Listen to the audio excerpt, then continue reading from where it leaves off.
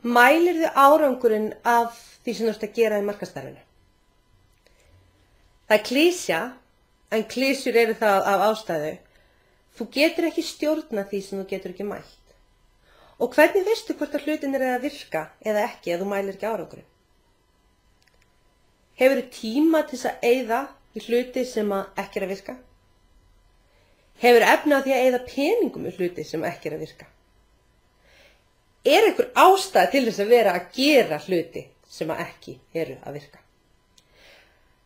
Þegar þú ferð út í einhverja markaðsaðgerð, alveg sama hvað það er, spáðu í þessu alltaf.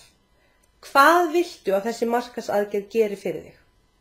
Jú, sumar eru litlar og ómerkilegar og þú bara gerir þær og veist að þær kannski hafa ekkert brjáluð áhrif, en það er allt til að hafa það með. En flestar eru að taka sinn tíma og jafnvel peninga, þannig að orku og allt þetta. Þannig að þú vilt vera að gera þetta vel yfir ráði. Hvað vilt að markaðsaðgerðin geri?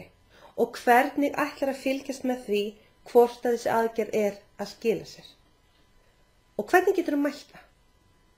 Facebook, hvað vilt að gera? Jú, þú vilt að vekja kannski áhuga og fái fólki til að líka við þig og byrja að kynnast þér.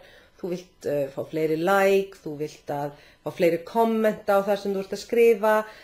Vefsíðan þín, þú vilt fá fleiri heimsóknir, þú vilt að þeir sem koma inn séu lengur á síðuna og skoði meira, þú vilt kannski hreinlega selja í gegnum síðuna.